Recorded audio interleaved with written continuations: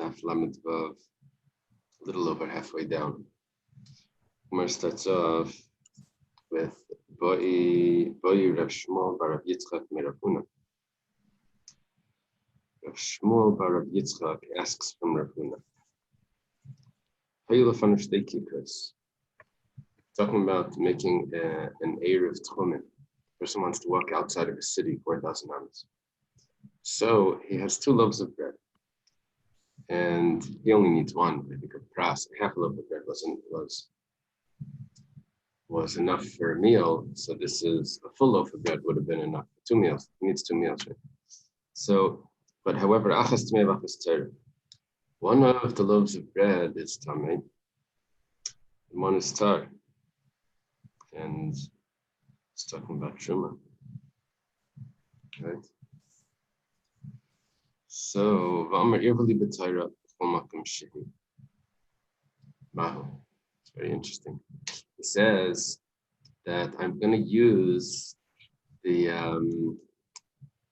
for my Eruv, I'm going to use the one that's tar, whatever it is. He doesn't know which one it is. So, but look, there's 2 there. They're not touching. Maybe it's the type of tumah that doesn't spread. So, what's it in? Tiboiler Rab Meir, Tiboiler Rab Yosef. So let's go back to explain what that means. We had a machlokes in the Mishnah between Rab Meir and Rab Yosef if there's a suffix, if this food is edible or not. Rab Meir said if there's a suffix, if the food is edible for whatever reason, a lot of reasons, so then Harizah Chamar Gamal, the Eruv isn't good. We put it. We say that it's tamei. According to Rabbi Yosef, we say that it is good. So now we have an interesting case. That was a story where something became tamei on Shabbos. So he set up his Eruv before Shabbos. When he shows up there, Shabbos morning or whatever, he wants to walk to the shir or whatever. He sees that it's tamei. It's a sheretz there or something. Doesn't know, was it before Shabbos came in or after? The Meir says, to assume that it was before Shabbos came in, it's no good. And Rabbi Yossi says that it is good. It's assume that it happened right now, and when Shabbos came in, his Eruv was perfect. Now he has 2 loaves of bread. He doesn't know which one is the one that's acceptable. So he says, okay, my Eruv is one of them, the acceptable one. So does it work? So it's a question according to Rabbi Meir, it's a question according to Rabbi Yossi. What's the question according to Rabbi Meir? The Gemara says like this: the Bible Rabbi Meir. It's a question according to Rabbi Meir. Lamed Vav Amud Aleph. Maybe it's about 12 lines from the bottom. Ad kan lekem Rabbi Meir Hassam. Rabbi Meir didn't say over there that it's tamei. That's only because the Leka Torah. As he only said there, it's because there was no tahar 100%. Eruv. So he said it's no good. But over here he has one of them is perfectly acceptable. He doesn't know which one, but one of them is acceptable. So he has a good Eruv. Or maybe you would say it differently. Rabbi Yosef was a lenient one in the Mishnah. Even according to Rabbi Yosef, here it's no good. Rabbi Yosef only said it was good over there when he didn't know when the loaf of bread came from, because Nimisidi Tahira. Yadalay. If it is tar, he knows which one it is. There's only one. He knows which one it is. And Rabbi Yossi says, Ukmei achazaka. Give it its original assumption, which it started off being tar. Aval hacha, but here, la yadala. He doesn't even know which one it is. He doesn't know which one it is. Over there, we could say there's a chazaka, because chazaka means it's a previous assumption. What was it before the problem arose? So we'll say it's continuing in that. Over here, I don't have a previous assumption because I have 2 individual items that he doesn't know which one it is. Okay, so that's what we answered to this question. Shmuel bar Yitzchak is asking Rav Huna, and this is student of Rav. I think of Shmuel bar Yitzchak is a brother of Nachman bar Yitzchak. I'm not sure. That's my own guess. I'm guessing that because there's a Gemara that Shmuel bar Yitzchak made a statement, and then Maskefler of Nachman bar Yitzchak asks So that's why I'm just putting them together. Okay, now we have another Gemara. Oh, I'm sorry, 1 second. We're not done. That was the question. So far, that's the question. Those are the two sides. Now we need the answer from Rav Huna. Rav Huna says, because you really don't have proof either way over here. Because there's one more criteria that you need for an Eruv to work. That is that it has to be edible by day. Now, in the Mishnah, it was edible by day. You had another problem. Maybe Ben Hashmashis got messed up, which you weren't there, Ben Hashmashis, to see.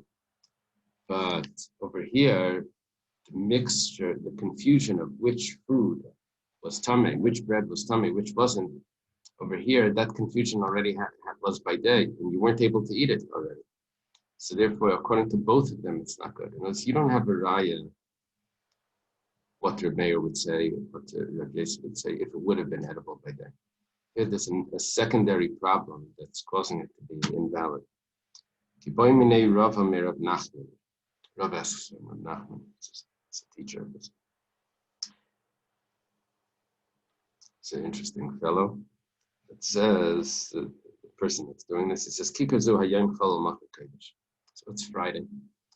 It says, I'd like to give something to the Beis Hamikdash, but post-dated. Not today, he puts a post-dated. He says, tomorrow, it's supposed to be Kodesh. Okay. V'amar irvali b'zeh. And then he says, this should be my Eruv. So the Gemara is asking here, at which point does the Eruv take effect? It's somewhere in between today and tomorrow because Ben Hashmashis. And which point does the sanctification take effect?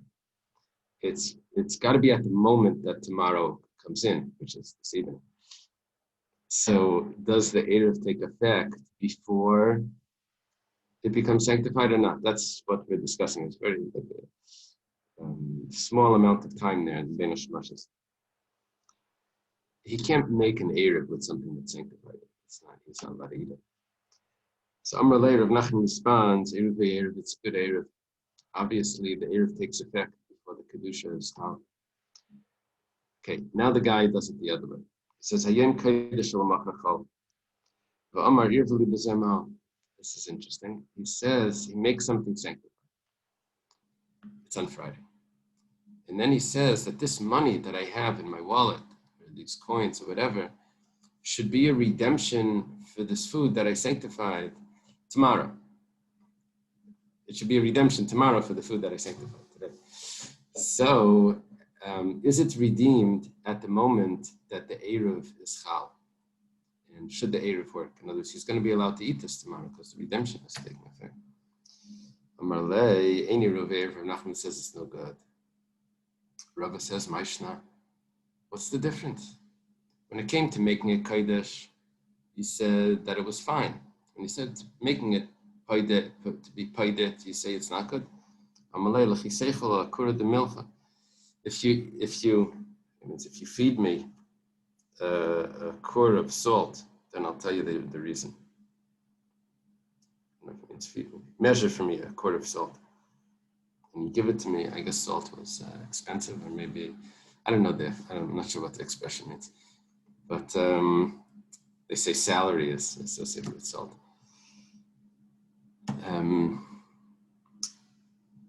I'll tell you the answer. This is the answer that he gives to Rava. He says, Hayem chol kodesh misveik leinachli kedusha.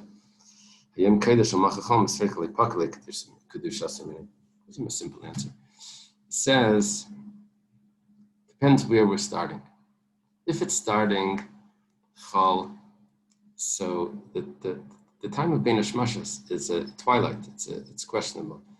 So we say that it remains chol, and therefore the Eruv takes effect. The opposite is that, in other words, we're putting it on its original status.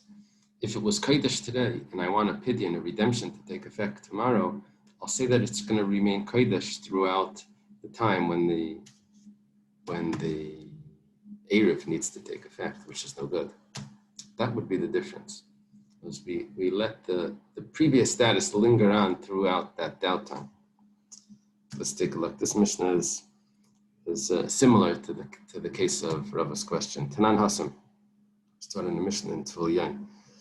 Tvul Yain is about something or someone that went to the mikveh that needs to wait for nightfall to be perfectly pure. Because even though he's immersed, he still retains a little bit of tumah. And that tumah goes off when the sun sets. So login Tvul Yain, these are small jugs that are Tvul Yain. They were tameh, he immersed them in the mikveh. And they will be perfectly pure tonight. Shemalam and achavis shel meiser tevel. The expression meiser tevel means that there's meiser is given to a Levi. And so this is wine that was given to a Levi, but the Levi hasn't removed his trumas meiser. The Levi needs to give 1/10 of what he received back to the kohen, not back to a kohen, to another kohen, to a kohen. He got it from Yisrael. He has to give it to a kohen. It's trumas meiser. Now, in the meiser is the trumas meiser that he needs to extract and give it needs to give it to a kohen. The meiser is put into vessels that are at Tvul Yain. Now, if that would be trumas meiser even, if that would be truma, so then it would become tameh. Because truma could become tameh from a Tvul Yain. It was put in too early. But what's happening here is he's not making it truma yet. There's truma mixed in, but it's not pronounced. It's not considered truma at all, because it was never pronounced. V'amar, so the fellow says, that he has login that are filled up from a chavis. The login are going to become trumas meiser. The chavis was the meiser. So he says, Harizu trumas meiser l'kashetachshach. He says that this evening, it should become trumas meiser. Now this evening, two things are going to happen. One thing is that it's going to become perfectly pure, because when the sun sets, it becomes pure. Another thing that's going to happen is it's going to become trumas meiser because he pronounced it trumas meiser. So if those things can happen simultaneous, then great. The question is, does one happen earlier? And that's going to mess it up. It says like this, Dvar of Kayam, and it works. It works. Right when it becomes pure, at that time it also becomes trumas meiser. The mamar irvali b'zeh, but let's say he says this should be my Eruv. Now the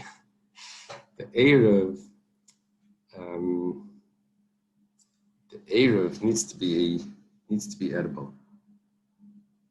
Now the problem is that he can't eat. This is meiser. He can't eat this until the trumas meiser is removed. It only becomes trumas meiser when it becomes the next day. That's what he's doing. This evening it should become trumas meiser. When does the Eruv take effect? The trumas meiser was working here, but when does the Eruv take effect? The Eruv needs to be ben hashmashos. So it says, lo yamer klam, it doesn't work. Why? Because at ben hashmashos it was still not removed. It was still considered tevel. The trumas meiser was still in this meiser. Amar Rava explains, this tells me, seif hayom kana Eruv,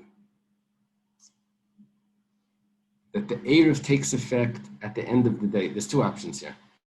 Does the Eruv take effect at the end of the previous day, or does it take effect at the beginning of the next day? Rava says, obviously, the Eruv takes effect earlier, at the end of the previous day, before the new day comes in, and therefore, when the Eruv was taking effect, it wasn't yet, the tevel, the trumas meiser wasn't removed yet. Disal kadaita, we're on top of Lamed Vav and Beis. If it would enter your mind, that it's not the end of the previous day. You see there's the moments here. It's not the end of the previous day. It's, if you would say that it's the beginning of the fresh day, then Tchilas Kaina Eruv, Yamar Irvali B'zeh, Maila Yamar Klum. If he says this should work, this should be my Eruv, why doesn't it work? At the new day, the truma is already removed. The food becomes edible. It should work. just like the truma works, and the keli is in tamei, the Eruv should also work. It must be that the Eruv takes effect a little bit before the truma does. Amar Rav Papa says it's not necessarily so. Even if you say that it's the new day, means a moment later that the Eruv takes effect, but being in Sudarim by then, it has to be edible by day. That's what we just learned before. You have to be able to eat the Eruv by day, and here you weren't able to. Okay, we have a new Mishnah, and the new Mishnah involves the concept of Yesh Breira or Ein Breira. The way Breira works, Breira is this concept that you can determine something retroactively, what was going on previously because of an occurrence that happens later. You'll see, the examples will explain it. The concept is a difficult concept. It's something, we don't know what's going on as it's happening, but later on, we're going to find out information, and that's going to determine what was previously, what was really happening. So you'll see it, there's loads of examples for this. Masna Adam al Eiruvin Vaimar. Person can make a condition about his Eruv. So if the Gentiles come from the east and he wants to get out of town, he doesn't know what do they want over there. We'll see in the Gemara what's the possibilities, but he wants to run away. So Eiruvin Lamayrav. So therefore, then my Eruv should be to the west. In other words, I want to get away. If they're coming from the east, my Eruv is to the west. He doesn't know which side they're going to come from. Min HaMa'ariv, if they come from the west, say Eiruvin LeMizrach. So he puts two Eruvs, probably with the Shliach, or whatever. He sends people, put an Eruv 2,000 amos on that side of the city, put an Eruv 2,000 amos on that side of the city. It's probably a box of matzah or something. And he says, not Pesach. And he says, either whichever side, I want to have those options open. It's a little bit of a problem because you have to determine where your shvisa is at the moment Shabbos comes in. You have to make that decision. He's not making that decision. He's saying that tomorrow we're going to find out where my decision was. Says it works. Imbo, lakan, or lakan. Let's say they come from both sides. That's what he's saying. So, l'makom she'et zeilach. Then I'll choose then. And that choice that I'm going to do then is going to retroactively take effect. That's really what I wanted originally. Loibo, leilakan, v'leilakan, if they don't come from any side. So, hareini kebnei iri, then I don't want any area. I want to be my location here, and I can walk 2,000 amos to any side of my city. Im ba'chacham min ha-mizrach, Eiruvin ha-mizrach. Now it's the other way. He says, I want to go hear the Shabbos drasha from the Chacham. The Chacham is somewhere out of town. He's going to walk 2,000 amos on Shabbos closer to the town. I want to be able to hear the shiur and walk to the Chacham 2,000 amos that way. We'll meet over there. Well, he wants to walk 4,000 amos, 2,000 amos to the Eruv, 1,999 to the Eruv, and then another 1,999 to the Chacham, close to 4,000 amos. He wants to be able to hear the shiur. But he doesn't know which side the Chacham is going to come to. If the Chacham min ha-Ma'ariv, Eiruvin LeMa'ariv. Balakan or lakan, if he comes, it sounds like two Chachamim are coming. L'makom she'et zeilach, I'll decide later which Chacham I want to go here. Leilakan v'leilakan, Chacham doesn't come. Hareini kibnei iri, then I just want to be just like my city. Here's my shvisa. I want to be able to walk to any side. Rabbi Yehuda Aimer, Mayachid Mem Rabbi, two Chachamim are coming, but one of them is his personal teacher. So Hilach Eitzel Rabbi. Then it must be that the one that he decided before was that one. Was the one that was his personal teacher. The Mayishneim Rabbi said. Then Rabbi Yehuda says, then if they're both of them his teachers, so then l'makom she'et zeilach, that's when he has the choice. But otherwise he doesn't have that choice to choose which Chacham he wants. If one of them is his teacher. Okay, the Gemara now says, Kiasa Rabbi Yitzchak. When Rabbi Yitzchak came, Tani Ipcha, Kulam Asnisim. He said everything the opposite. He said, I guess the yeshiva students maybe can understand this. Well, the Gentile part is a little odd. he says that if the, sorry? It's like the father. I think that this Rabbi Yitzchak is a Meir from Eretz Yisrael. I think he was around the time of Rabbi Yochanan. So when it says Baro Rav Shmuel Baro Yitzchak, is that? I think that's a later. Shmuel Bar Yitzchak, I think, is in the time of Rav Nachman Bar Yitzchak, who's in the generation of Rava, I think. Students of Rav Nachman. The Rav Nachman is usually, it should be, we had that somewhere over here in there, but it's usually Rav Nachman Bar Yaakov. I think those were still decided there. Okay. So, Rav Yitzchak came, he taught it exactly the opposite. He said that if the Gentiles are coming from the east, I want my Erev to be to the east. If the Gentiles come, I want my Erev to be to the west. It's like so strange. Then he taught if the Chacham is coming to the east, I want my Erev to be to the west. It's such a strange. So the Gemara says, 1 second. The way he taught it, Kasha Nachar Manacham Kasha Chacham Achacham. It's a kasha. It's a contradiction. How he taught it to the way our Mishnah is. The Gemara says, no, it's not a problem because Nachar Manacham like Kasha Haba Par Hagvana Haba Mari Demasa. By the Gentiles, there's two possibilities. One was he was running away because the first guy was the IRS agent. He wanted to go the other direction. Tax collector. From nothing. The other one is the first example of tax avoidance. The other one is he wants to go, is the head of the city, where he wants to go give him a gift, or he wants to ask for some sort of permission for something, I don't know. But there's a reason why he wants to go to him instead of run away from him. Chacham achacham like kasha. Listen to this. There's also no contradiction about the chacham. Haba Moisef Pirkei, Haba Mikri Shema. One of them is a cheder teacher. He's just going to recite Shema with the students.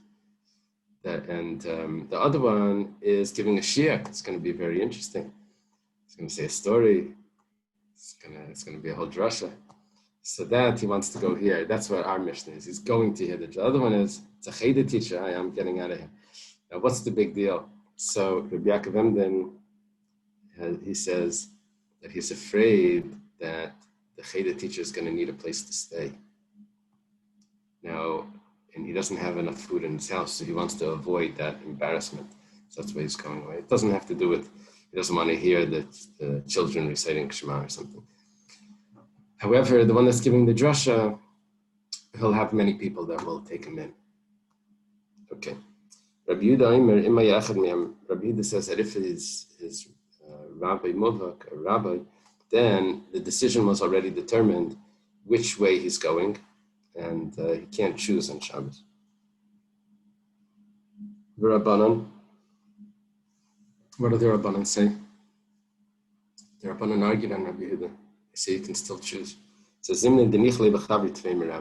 it's possible that he wants to go to his friend that's a chacham over his teacher. You're right, it's not his teacher, but it's his friend. A Talmud chacham. Yeah, and if you use that Steinsaltz Rambam, so over there, whenever he says Talmud Chacham, he says Talmud Chachamim. That's an interesting expression. Okay, Amar Rav, Lesa Lamasnisin B'Tani Aya. Rav says, our Mishnah is not accurate because we have a brisa from Aya that says differently. Aya is the name of a person. Shem Chacham. Tani Aya taught in the brisa. Rabbi Yehuda Eina the Masnal Shnei Dvarim Kechad Elim Kain Bachachal LeMizrach Iver LeMizrach and Bachachal LeMarav Iver LeMarav Aval Lekan Lekanlai. You can't make two Eiruvin. You for sure can't make two Eiruvin, but you can't decide later whichever one I want. It has to be that that if one chacham came, then that decision could be made. But to decide later, whichever one of the two chachamim I'm going to choose later, that's a choice that was never there previously. See, you said to which side the chacham's coming. Now that actually happened. So that I could say breira, I could go back and say, that's what you meant before. The chacham came to the east. So that's where the Erev takes effect. But to say whichever one I'm going to decide later, that's what I meant previously, that's already something in the future that can't go back previously. The Gemara has a challenge to this logic. The Gemara says, what are you telling me? Obviously you hold ein breira. You can't retroactively, you can't make a choice now and say that's what was meant retroactively previously. If that's the case, look, the Chacham only showed up on Shabbos. You're anyways going retroactively. You're anyways having your Erev take effect based on something that happened later. So what's the difference if it's a decision that you made later or when the Chacham shows up later? It's all a case of breira. And if you tell me that you don't hold a breira, so then you can't make an Erev like that. That unless you have determined which side you want before Shabbos, then it's not going to work. Rabbi Yochanan explains Kvar B'Chacham. Rabbi Yochanan says that the fellow is in a city. The Chacham was 6,000 amos away. He walked, we don't know to which side. He walked already Erev Shabbos, and he's actually came to the location that you wanted your Erev to be able to reach based on where the Erev is. He's already there. You just didn't know. So you put an Erev 2,000 amos to the city on both sides. Which one? It's not breira. It's just an awareness that you didn't know about. Later on, you found out that it was on that side. It's not deciding now which one should have taken effect yesterday. It already has taken effect. You just didn't have the information yet.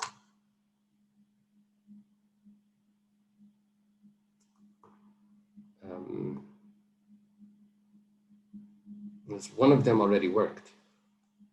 They just let you know on Shabbos which one it was. That's not breira.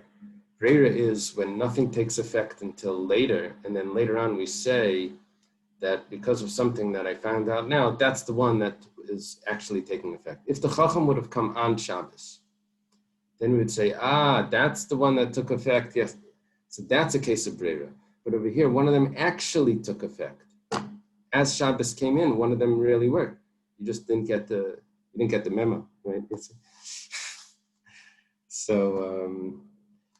Okay, that's the pshat. The Gemara now says, 1 second. Rav did an interesting thing here.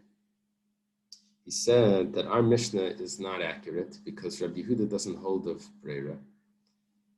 Rabbi Yehuda doesn't hold of breira. Why? How do you know Rabbi Yehuda doesn't hold it? Because Ayai taught a brisa that says that Rabbi Yehuda doesn't hold of breira. Therefore, our Mishnah can't be accurate. The Gemara says, 1 second. Why did you choose Ayai, his brisa, over our Mishnah? Our Mishnah is also pretty good. And say that Ayai's brisa isn't accurate. It says, don't think like that. We know from other sources Rabbi Yehuda doesn't hold of breira. Now we're going to go through some sources for this. It's not all examples of the same concept, that something is going to take effect a little bit later. We're going to get some information a little bit later, and that's going to tell us what really happened previously, retroactive. Someone buys wine from the kutim.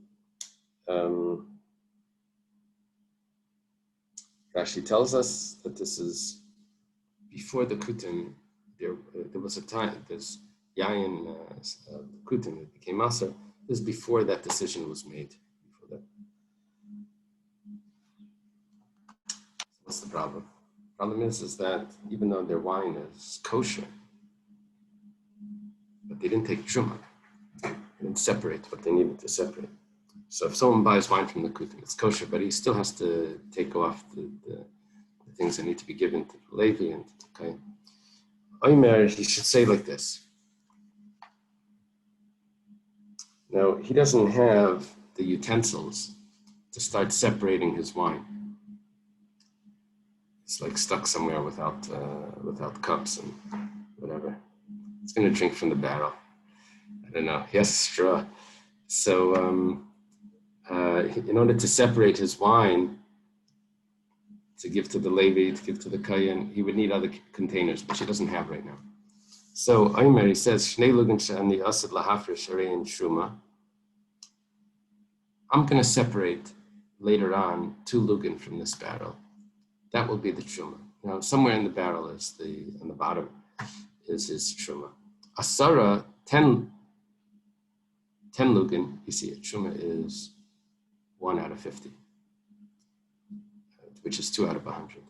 So that's the shnei lugin that he's going to, this has 100 lugin, right? Asara, 10 of them is Meiser Rishon. It's not perfectly 10 because he already removed this truma, but something like that, 9 point something. Tisha, 9 of them is Meiser Sheni. And then 9 is going to be his Meiser Sheni, which means that he has to take to Yerushalayim, but he can also be Paida. Umeichel v'sheisim miyad. Meichel means that he redeems it right away. Okay, now, somewhere in this barrel is his Meiser and his Truma. And his Meiser Sheni was redeemed already, so he's allowed to eat that. But his coins, he'll bring to Yerushalayim. So, Divrei Reb Meir, that's what Reb Meir says. Now, it's not perfectly even here, the opinions. Reb Meir says that you can do this. Reb Yehuda, Reb Yosef, Reb Shimon Eisen. They aser. Why do they aser? They say, we think what their reason is, that later on he's going to remove 2 lugin for this and 10 lugin for that. We're going to say, oh, that's what he meant originally when he said 2 lugin that are in this. Now, if I say yesh breira, then perfectly fine. And what he's going to do later is what he meant originally, and he can already start drinking based on what he's going to do later. But if I hold ein breira, that means later on you can't really determine what was happening previously. So then you can't start drinking. That's what we think. Okay. Gemara says, if you notice over here, Divrei Reb Meir, Rabbi Yehuda, Rabbi Yosef, Reb Shimon Eisen. You have over here 4 out of the 5 students of Rabbi Akiva, and it's divided 1 to 3. Reb Meir has his own opinion, and Rabbi Yehuda, Rabbi Yosef, Reb Shimon. We're only missing Rabbi Lazar ben Shema. Okay, Ula Amr Lesa La'ayim Masnis, and Ula does it the other way. Ula says, okay, just to clarify, the Gemara asks, why does Rav say that our Mishnah is not accurate? Because we have Ayay, who has another brisa that says Rabbi Yehuda doesn't hold a breira. So maybe it's the other way around. So the Gemara says no, because we have a brisa where Rabbi Yehuda holds that you don't say breira. We have a Mishnah. Rabbi Yehuda holds you don't say breira. So I know that Ayay is correct, and therefore our Mishnah is not accurate. Ula goes the other way. Ula says Ayay isn't accurate. We have our Mishnah. We have this new Mishnah that we just introduced. Ula Zuzi Ktani. I think the gears over here is supposed to be Zuga Ktani. Pairs. What does that mean? Divri Reb Meir v'Rab Yehuda. Comma. Put a comma there. At least that's how we would do it. Reb Yosef Reb Shimon Eisren. Reb Yosef Reb Shimon. See how important the comma is? They got a comma. Reb Yosef Reb Shimon. They're the ones that aser. But which side is Rabbi Yehuda on? Rabbi Yehuda is on Reb Meir's side, who holds that it does work. That means Rabbi Yehuda holds that there is breira. Rabbi Yehuda holds that's breira. Our Mishnah is accurate and Ayah is not accurate. It's the Vav. Right? Yeah. No, but the Vav, I could read like this. I could read it, Div Reb Meir, for Rabbi Yehuda, for Rabbi Yosef, Reb Shimon. I don't know, it doesn't fit perfectly, but you're right. You're right. And if it would be the Vav is translated just into English, I would have that confusion. Yeah. And they have a whole machlekes. Today they tell you always if you have three things, you only put a comma in between the first two. The third one doesn't get the comma. I don't think they told that to me as a kid. They told me as a kid, they said put a comma before the and. Do both. You read the Sedaris. Okay. Savar Rabbi Yossi ein breira. Rabbi Yossi holds that there's no breira. You see, now what we're doing is, this has nothing to do with Ula. Rabbi Yossi was clearly on Reb Shimon's side that there's no breira. Reb Meir, Reb Yehuda, Reb Yossi, and Reb Shimon. The question is if Reb Yehuda went with Reb Yossi and Reb Shimon, or Reb Yehuda went with Reb Meir. But Reb Yossi clearly holds, at least from that story with the Truma, Reb Yossi clearly holds that you don't say breira, it doesn't work, what he's going to do later on for what's happening. Now we're asking, really? Reb Yossi holds there's no breira, but we have a Mishnah that Reb Yossi says there is breira. Reb Yossi and Mishtei Nashim Shlachas Kineim Be'erev. Over here, Erev, although it's a Mesachtas Eiruvin, doesn't mean Erev. It means partnership. That's in general what Erev means, but it shouldn't confuse you. Two women, they needed to bring their cane, their pairs of birds. Now they have to bring two oilas. They each have to bring an oila and a chatas. Now, so two women have to bring two oilas and two chatas. They're supposed to be brought with the intention of who it's being brought for. The problem is that they bought it in partnership, and they're giving it to the kayan in partnership. And the kayan's just going to decide like which one is for which. So, they gave it to the kayan. Actually, the Mishnah says, to make the money. I'm sorry, let's do that again. Kayan Yakriv Oila, or Yakriv Chatas. Whichever one he wants, he'll bring as an Oila, and whichever one he wants, he'll bring as a Chatas. Now, this is a little bit of an issue because the Kayan is determining at a later stage which one was designated for who. So we understand that's a concept of Breira. Amar Rabba says that's not an issue of Breira.